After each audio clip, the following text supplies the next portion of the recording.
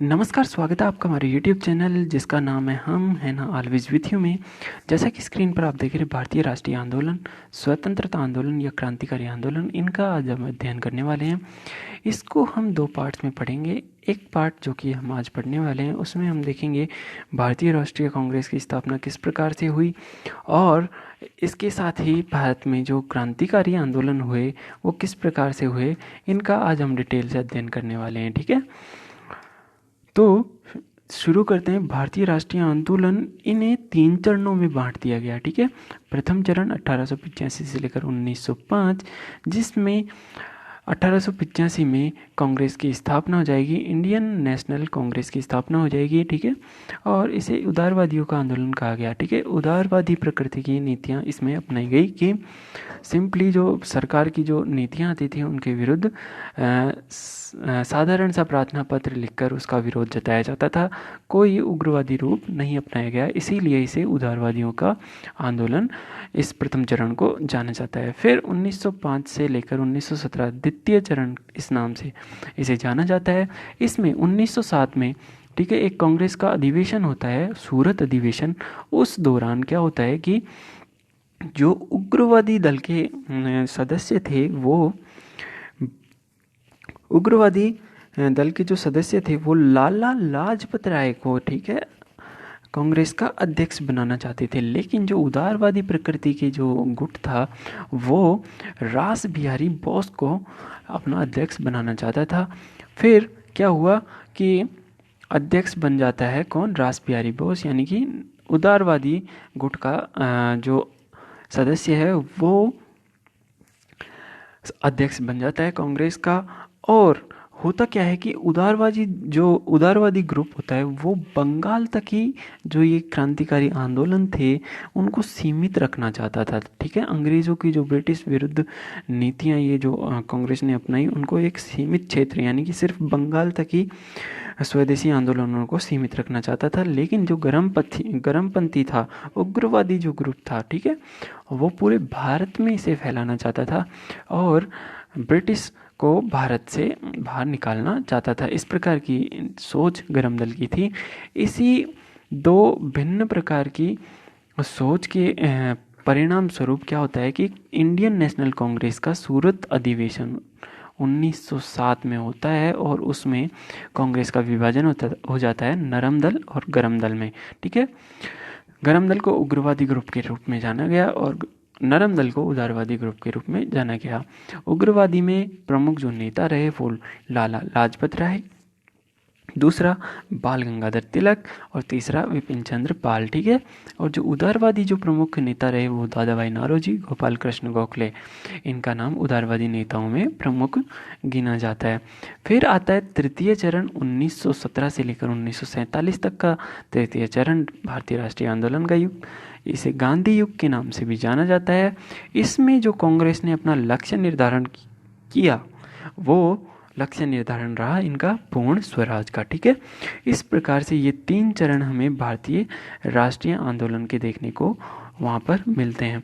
देखिए, जो भारतीय राष्ट्रीय आंदोलन है, ठीक है, वो किस प्रकार से ये बढ़ेगा, किस प्रकार से भारत में राष्ट्रवाद की भावना उत्पन्न होगी लोगों में, उसके प्रमुख कारणों को देखने आए तो प्रमुख कारणों में पहला आर्थिक कारण।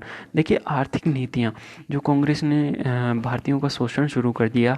ठीक है, हर प्रकार से शोषण, जो किसान थे उन पर कर लगाया, लगान लगाया, ये सारी नीतियाँ आर्थिक कारण। इनके बदले जो भारतीय हैं उनमें कांग्रेस के विरुद्ध घृणा की भावना पैदा हुई और जो भारतवासी हैं वो स्वतंत्रता की ओर अग्रसर हुए। तो ये बहुत महत्वपूर्ण कारण है भारत में राष्ट्रवाद की भावना उत्पन्न करने में। दूसरा आता है राजनीतिक एवं आर्थिक सुधार आंदोलन। जो आंदोलन शुरू किए गए, ठीक है, कौन कौन से, जो स्थापना हुई ब्रह्म समाज, आर्य समाज, स्वामी दयानंद सरस्वती प्रमुख रूप से हम जानते हैं उनको। उन्होंने नारा दिया, भारत सिर्फ भारतीयों के लिए है। ठीक है, इस प्रकार का नारा, और वेदों की ओर लौटो, इस प्रकार का नारा भी, ठीक है। इस प्रकार से ये इन जो आंदोलन, धार्मिक सामाजिक सुधार आंदोलन हुए, उन्होंने भारतीयों में आत्मसम्मान, गौरव और राष्ट्रीयता की भावना विकसित की। तो ये भी भावना उत्पन्न करने में प्रमुख कारण रहा। फिर राजनीतिक एकीकरण। देखिए, भारत पहले बहुत सारी रियासतों में बटा हुआ था। इन रियासतों का जो ब्रिटिश जो शक्तियाँ थी, उन्होंने भारत का एकीकरण कर दिया, राजनीतिक रूप से एकीकरण कर दिया, मिला दिया सबको। तो विचार आदान प्रदान हुए लोगों के बीच में संपूर्ण भारत में। तो लोगों को एक दूसरे से लोगों को एक दूसरे के विचार जानने का मौका मिला। तो लोग एक दूसरे से जुड़े और ये भी राष्ट्रवाद की भावना उत्पन्न होने का प्रमुख कारण माना गया। फिर देखिए, जो समाचार पत्र और प्रेस की भूमिका है, ठीक है, जो एकीकरण तो हो ही चुका था, सब लोग एक दूसरे से जुड़ चुके थे। तो लोगों ने क्या किया कि समाचार पत्र और प्रेस के माध्यम से जो ब्रिटिश भारत हम भारतीयों पर जुल्म करती थी, उनको छापना समाचार पत्रों में शुरू कर दिया। और तो लोगों को जानने का मौका मिला कि उस क्षेत्र में इस प्रकार की गलत तरीके की नीतियाँ भारतीयों के विरुद्ध अपनाई गई, या गलत प्रकार की नीति या गलत प्रकार का ये काम ब्रिटिशों ने भारतीयों के साथ किया। तो ये सारा सब लोगों को जोड़ता गया और भारतीयों में राष्ट्रवाद की भावना उत्पन्न करने में इसने भी महत्वपूर्ण भूमिका निभाई। फिर पाश्चात्य शिक्षा की भूमिका। देखिए, सर्वप्रथम जो ब्रिटिश आए थे, उन्होंने शिक्षा पर इतना कुछ ध्यान दिया नहीं, भारतीयों को अशिक्षित रखा। लेकिन बाद में भारतीयों ने इसका विरोध किया और भारतीयों को अंग्रेजी माध्यम के आधार पर शिक्षा का प्रावधान किया गया। तो भारतीयों ने शिक्षा को जाना और शिक्षा के साथ ही स्वतंत्रता, समानता और प्रतिनिधित्व जैसी चीज़ों को भी भारतीयों ने जाना, समझा और इसी के आधार पर उनमें राष्ट्रवाद की भावना या स्वतंत्रता की जो पराकाष्ठा है, उसको उन्होंने पहचाना। फिर बात करते हैं नेक्स्ट, भेदभाव नीतिपूर्ण। ठीक है, भेदभावपूर्ण नीति। ये नीति क्या करती थी कि जो ब्रिटिश ऑफिस होते थे, सरकारी नौकरियां होती थी, सेना, उद्योग, आर्थिक क्षेत्र, सब में भारतीयों को पीछे रखा जाता था। जो उच्च पद होते थे वो अंग्रेज़ों को दिए जाते थे, और जो निम्न पद होते थे या लेबर का जो वर्ग होता था वो ही सिर्फ भारतीयों को दिया जाता था। इस प्रकार की भेदभावपूर्ण नीति से परेशान होकर भारतीयों में जो स्वतंत्रता के मतलब अंग्रेज़ों के विरुद्ध आंदोलन करने की उन्हें आवश्यकता पड़ी और राष्ट्रवाद की भावना उनमें उत्पन्न हुई। ठीक है, फिर एक लिटन की प्रतिगामी नीतियाँ। ठीक है, लिटन ने देखिए वर्नाकुलर प्रेस एक्ट, जिसके तहत समाचार पत्रों को, भारतीय समाचार पत्रों पर रोक लगा दी कि अब कोई भारतीय समाचार पत्र नहीं छपेगा, नहीं बटेगा। इस प्रकार की वर्नाकुलर प्रेस एक्ट आया। फिर आर्म्स एक्ट आया कि कोई भी भारतीय बिना लाइसेंस के अब हथियार नहीं रख सकता। और जो ICS है, ठीक है, इंडियन सिविल सर्विसेज है, उसमें जो भारतीयों को बैठने की जो उम्र सीमा थी वो थी 21 साल, उसको लिटन घटाकर 19 वर्ष कर देता है। ठीक है, ये कुछ कारण रहे जिनके आधार पर, ठीक है, राष्ट्रवाद की भावना इनमें उत्पन्न हुई भारतीयों में। और देखिए, एक जो कारण है वो है लॉर्ड रिपन। ठीक है, लॉर्ड रिपन ने इल्बर्ट बिल पारित किया। इसमें क्या होता है कि जो भारतीय जो जज हैं वो यूरोपीय और भारतीय दोनों प्रकार के जो मामले हैं उनकी सुनवाई कर सकते हैं। तो इस प्रकार की जो नीतियां हैं उनकी विरोध करने के लिए लोगों में घृणा भाव उत्पन्न हुआ और भारत में राष्ट्रवाद की भावना उत्पन्न हुई। तो ये कुछ प्रमुख कारण रहे भारत में राष्ट्रवाद की भावना उत्पन्न करने के लिए। ठीक है, फिर हम देखते हैं, देखिए ICN प्रमुख संस्था थी भारत की जिसने बहुत महत्वपूर्ण रोल निभाया है स्वतंत्रता में। इंडियन नेशनल कांग्रेस से पहले स्थापित महत्वपूर्ण राजनीतिक संगठन भारत में कौन कौन से थे, उनको हम देख लेते हैं एक नज़र। देखिए, ये जो संगठन हुए वो 3 भागों में, बंगाल, मद्रास और बम्बई, ठीक है। इन तीनों भागों में राजनीतिक संगठन उत्पन्न हुए। सबसे पहले देखते हैं बंगाल। बंगाल में बंग भाषा प्रकाशक सभा, इसकी स्थापना 1836 में हुई, ठीक है। ये कुछ ज़्यादा इम्पोर्टेंट है नहीं। फिर आता है ब्रिटिश इंडिया एसोसिएशन 1851। उससे पहले हम देख लेते हैं लैंड होल्डर सोसाइटी, ठीक है। इसकी स्थापना हुई 1838 में। और एक है बंगाल ब्रिटिश इंडिया सोसाइटी, इसकी स्थापना हुई 1843 में। इन दोनों ने मिलकर, ठीक है, जब ये दोनों मिल गई तो इन्होंने एक ब्रिटिश इंडिया एसोसिएशन की स्थापना की 1851 में, जिसके संस्थापक थे राधाकांत देव, बहुत चर्चित नेम है, ठीक है। ब्रिटिश इंडिया एसोसिएशन के संस्थापक कौन? राधाकांत देव। फिर आता है तीसरा इंडियन एसोसिएशन, इम्पोर्टेंट है। 1876 में इसकी स्थापना हुई, सुरेंद्र नाथ बनर्जी, ठीक है। 1876 में ही भारत का जो गवर्नर जनरल एवं वायसराय नियुक्त हुआ वो कौन था? लॉर्ड लिटन, ठीक है। इसने ही वर्नाकुलर प्रेस एक्ट और आर्म्स एक्ट और ये सारे लाए। तो इनका विरोध किसने किया? इंडियन एसोसिएशन ने इनका विरोध किया, ठीक है। जिसके अध्यक्ष कौन? सुरेंद्र नाथ बनर्जी। माफ कीजिएगा, अध्यक्ष कौन नहीं, संस्थापक कौन? सुरेंद्र नाथ बनर्जी। और सचिव कौन थे? आनंद मोहन बोस। इंडियन एसोसिएशन की स्थापना कलकत्ता में की गई, ठीक है। और इसका जो प्रथम अधिवेशन हुआ वो अधिवेशन हुआ 1883 में, और द्वितीय अधिवेशन हुआ वो 1885 में हुआ। कहाँ? देखिए, 1885 में आईएनसी की स्थापना हुई, ठीक है। आईएनसी की इंडियन नेशनल कांग्रेस की स्थापना हुई, और द्वितीय अधिवेशन के कारण ही सुरेंद्र नाथ बनर्जी ने जो भारतीय राष्ट्रीय कांग्रेस का प्रथम अधिवेशन हुआ, ठीक है। प्रथम अधिवेशन कहाँ पर हुआ? बम्बई में हुआ था। उसमें सुरेंद्र नाथ बनर्जी ने भाग नहीं लिया, ठीक है। किसके कारण? इंडियन एसोसिएशन के द्वितीय अधिवेशन के कारण। फिर बात कर लेते हैं हम मद्रास में। मद्रास में कौन कौन सी? देखिए, मद्रास से पहले बम्बई की बात करते हैं हम। मद्रास को देख लीजिए पहले। मद्रास नेटिव एसोसिएशन, इसकी स्थापना 1852 में हुई। फिर दूसरी मद्रास महाजन सभा, इसकी 1884 में स्थापना हुई। इतना इम्पोर्टेंट है नहीं। फिर बात करते हैं हम बम्बई। बम्बई की बम्बई प्रेसिडेंसी एसोसिएशन, ये इम्पोर्टेंट है। 1885 में इसकी स्थापना हुई।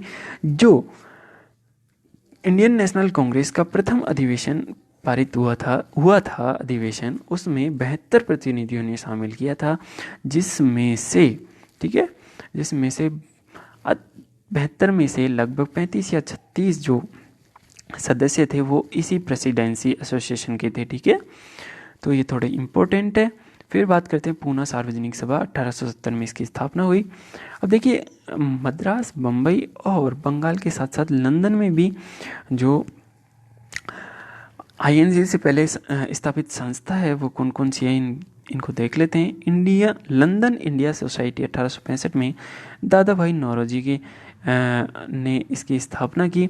फिर आता है एक इम्पोर्टेंट नाम, A.O. ह्यूम। इसने ईस्ट इंडिया एसोसिएशन 1884 में बम्बई में स्थापित की। और इंग्लैंड में भारतीय संसदीय समिति, ठीक है, जो ब्रिटिश संसद है उनके सदस्यों की भारतीय समस्याओं पर प्रकाश डालने के लिए इसकी स्थापना इंग्लैंड में A.O. ह्यूम ने की, भारतीय संसद समिति की। फिर A.O. ह्यूम द्वारा एक इम्पोर्टेंट स्थापना होगी भारतीय राष्ट्रीय कांग्रेस 1885, ठीक है।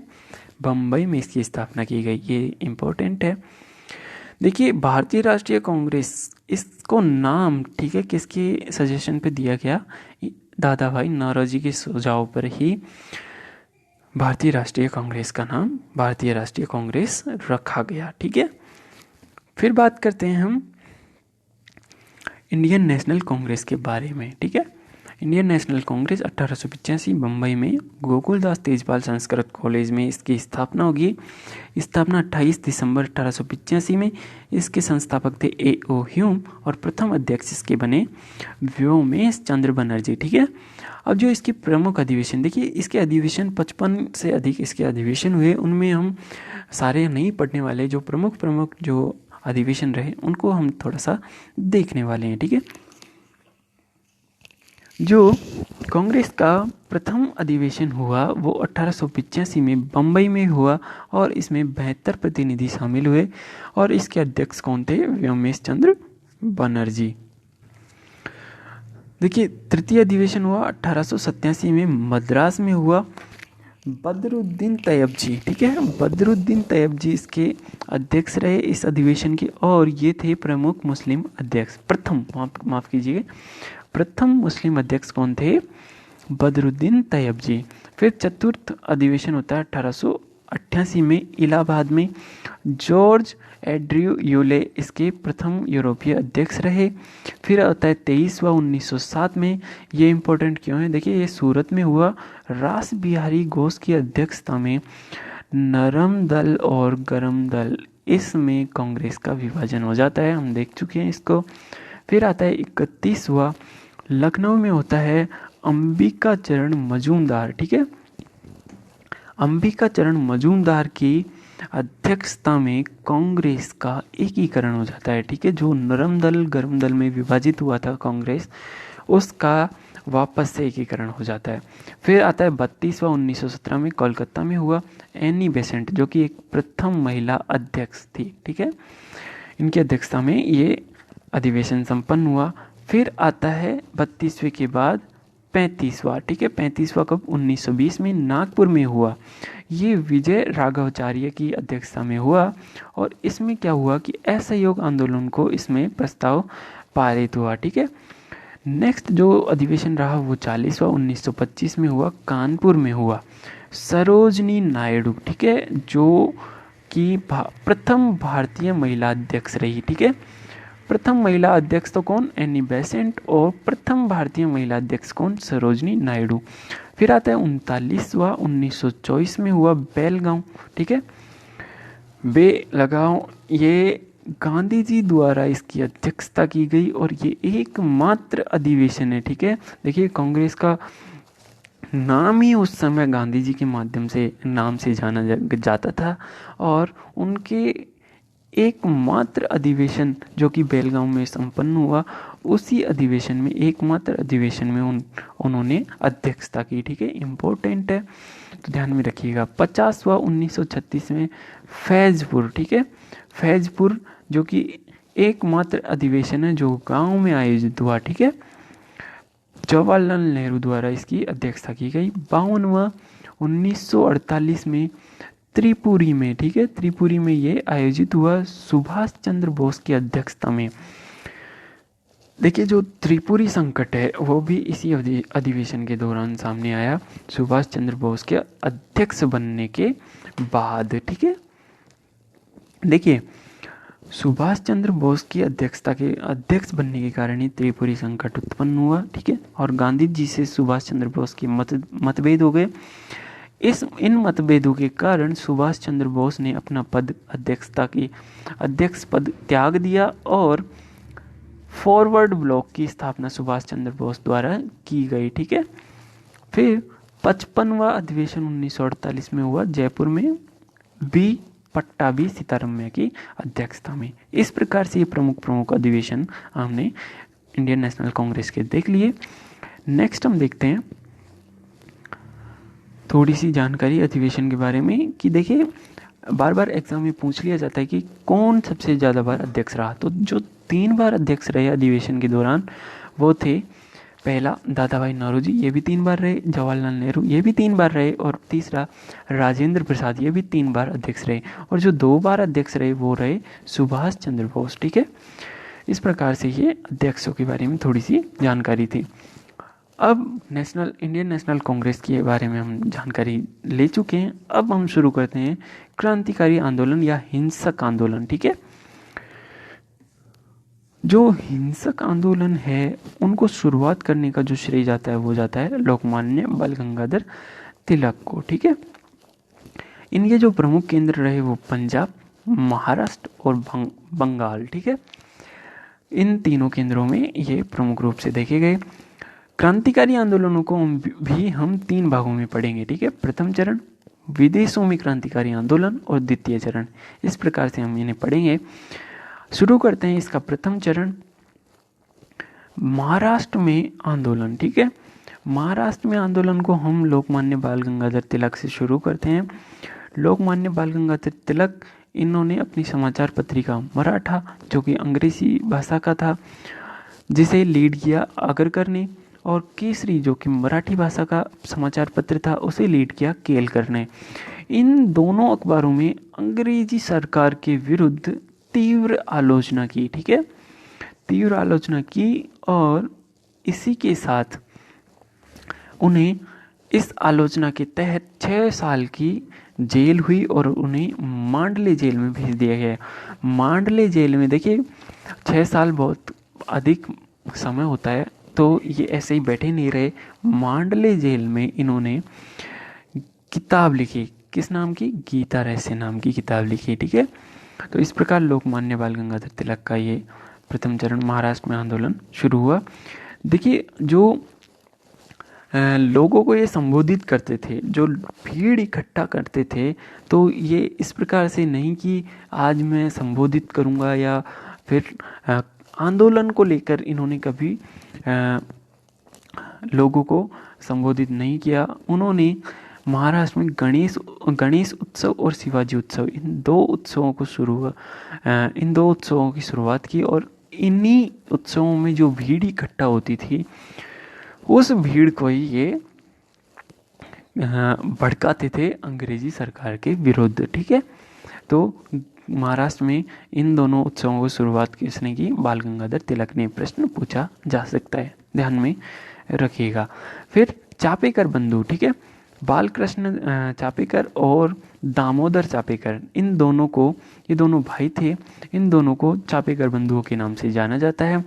1897 में रेड एवं अर्नेस्ट की, ठीक है, इन्होंने हत्या कर दी, जो कि भारतीय इतिहास में, ठीक है, प्रथम राजनीतिक हत्या के रूप में जानी जाती है, और इसी के तहत इन पर मुकदमा चला और इन्हें फांसी हो गई।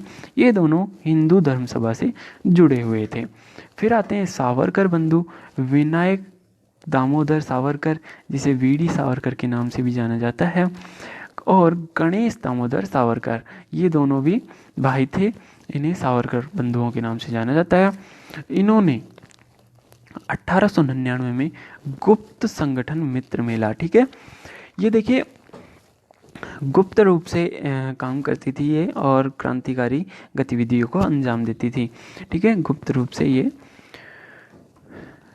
संगठन चलाते थे।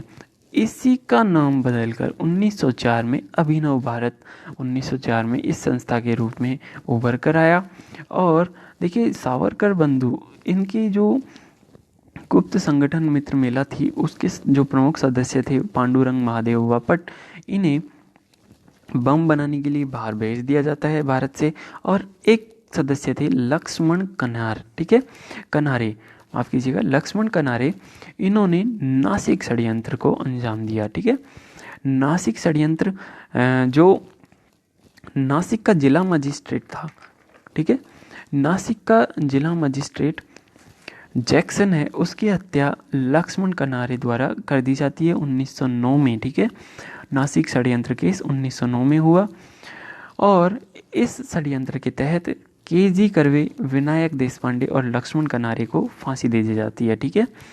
तो प्रश्न बनेगा इतना सा, नासिक षड्यंत्र केस कब हुआ? तो 1909 में इसको लक्ष्मण कन्हारे ने अंजाम दिया, ठीक है। इस प्रकार से ये रहे।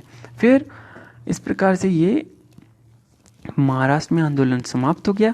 फिर बात करते हैं बंगाल में आंदोलन। प्रमुख क्रांतिकारी आंदोलन, जो प्रमुख क्रांतिकारी रहे बंगाल के, वो वारिंद्र कुमार घोष, भूपेंद्र नाथ दत्त, इन्होंने जो प्रमुख पत्रिका चलाई बंगाल में, वो युगांतर, संध्या, वंदे मातरम और भवानी मंदिर, ठीक है, ये सारी पत्रिकाएं थी, ठीक है। प्रश्न पूछा जा सकता है, 3 दे देंगे और चौथा कुछ अलग नाम दे देंगे कि निम्न में से कौन सी पत्रिका नहीं है, तो आप आंसर कर दीजिएगा। फिर जो बंगाल में आंदोलनों की शुरुआत का श्रेय जाता है वो भद्रलोक समाज, ठीक है। भद्रलोक समाज ने बंगाल में आंदोलन की शुरुआत की और इसे आगे बढ़ाया अनुशीलन समिति ने, ठीक है। 1902 में अनुशीलन समिति की स्थापना कलकत्ता में प्रथम नाथ मित्र ने की। 1908 में मुजफ्फरनगर न्यायाधीश किंग्सफोर्ड की हत्या का प्रयास प्रफुल्ल चाकी एवं खुदीराम बोस ने किया। तो इस प्रकार ये 1908 में मुजफ्फरनगर हत्याकांड हुआ, ठीक है। मुजफ्फरनगर हत्याकांड प्रफुल्ल चाकी और खुदीराम बोस द्वारा इसको अंजाम दिया गया। फिर 1908 में एक अलीपुर षड्यंत्र होता है, ठीक है। देखिए, जो बम बनाने के लिए बाहर से भेजे हुए व्यक्ति आते हैं और बम बनाने का कारखाना वारिंद्र घोष द्वारा स्थापित होता है और उस बम बनाने के कारखाने को अंग्रेजी सरकार द्वारा पकड़ लिया जाता है। इसे ही अलीपुर षड्यंत्र के नाम से जाना जाता है। इसमें वारिंद्र घोष को फांसी दे दी जाती है और उनके साथियों को भी फांसी दे दी जाती है। इन्हीं के साथ अरविंद घोष जुड़े हुए थे। उनके खिलाफ कोई सबूत प्राप्त नहीं होता है तो उन्हें वो इससे निकलकर और फिर एक आश्रम की स्थापना कर देते हैं और क्रांतिकारी गतिविधियों से दूर हो जाते हैं, ठीक है। फिर 1910 में हावड़ा षड्यंत्र हुआ। हावड़ा षड्यंत्र में क्या हुआ कि जो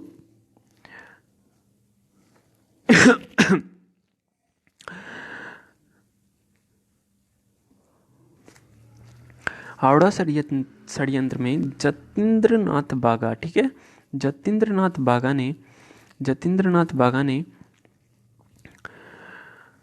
जतींद्रनाथ मुखर्जी जिसे बागा बॉस के नाम से भी जाना जाता है, उसने जो उप पुलिस अधीक्षक है समसुल कुछ इस नाम से है, उनकी हत्या कर दी जाती है कलकत्ता में।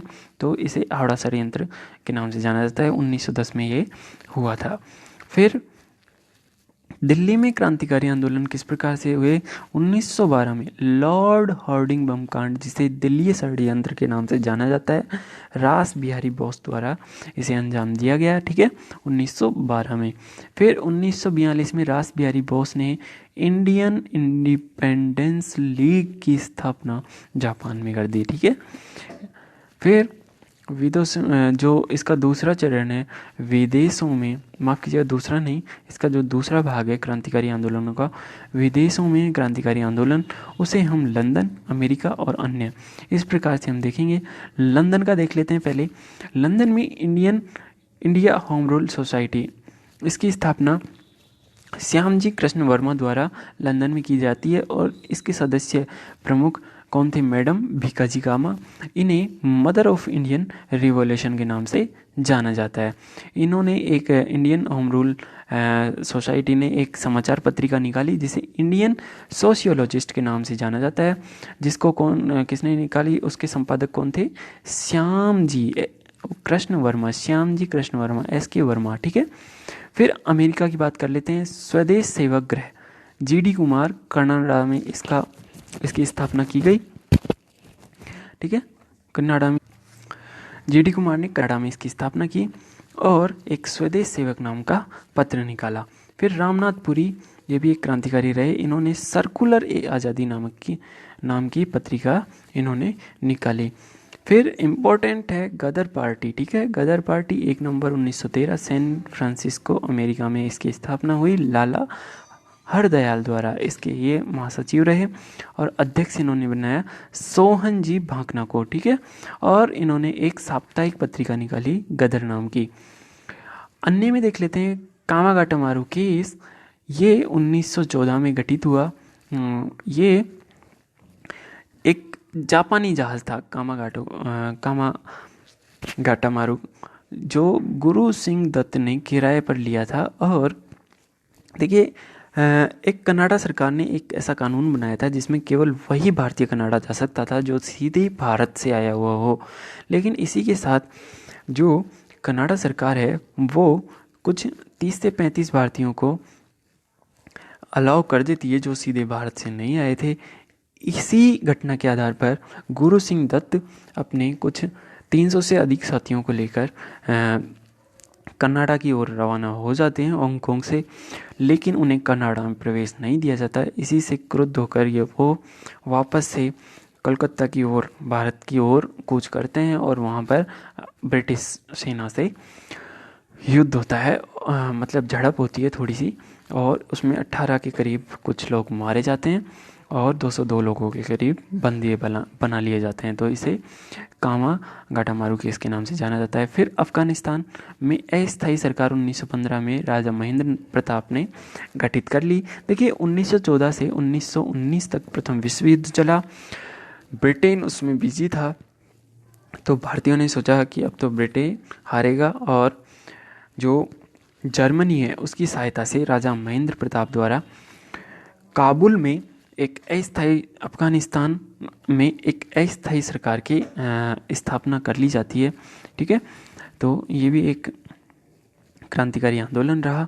और फिर आता है तोसामारू कांड। ये भी एक जहाज़ था, इसे 1914 में ये घटना हुई और इसे सिंगापुर क्रांति के नाम से जाना जाता है। ठीक है, तोसामारू कांड में कुछ भारतीय सैनिक शामिल थे। इन्हें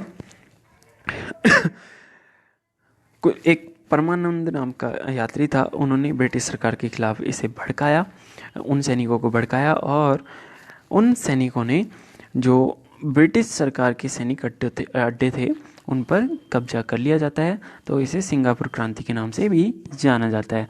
फिर एक सिल्क पेपर का कांड हुआ अफगानिस्तान में, तुर्किस्तान की खुदाई सेना के साथ इसका संबंध जोड़ा जाता है। फिर आता है क्रांतिकारी आंदोलन का द्वितीय चरण। ठीक है, लास्ट पार्ट। देखिए द्वितीय चरण में क्या हुआ कि हिंदुस्तान रिपब्लिक एसोसिएशन, जिसकी स्थापना कानपुर में अक्टूबर 1924 में सचिंद्र सान्याल और योगेश चंद्र बनर्जी करते हैं। इसी हिंदुस्तान रिपब्लिक एसोसिएशन के तत्वाधान में काकोरी, ठीक है, काकोरी षड्यंत्र 1925 में अंजाम दिया जाता है। लखनऊ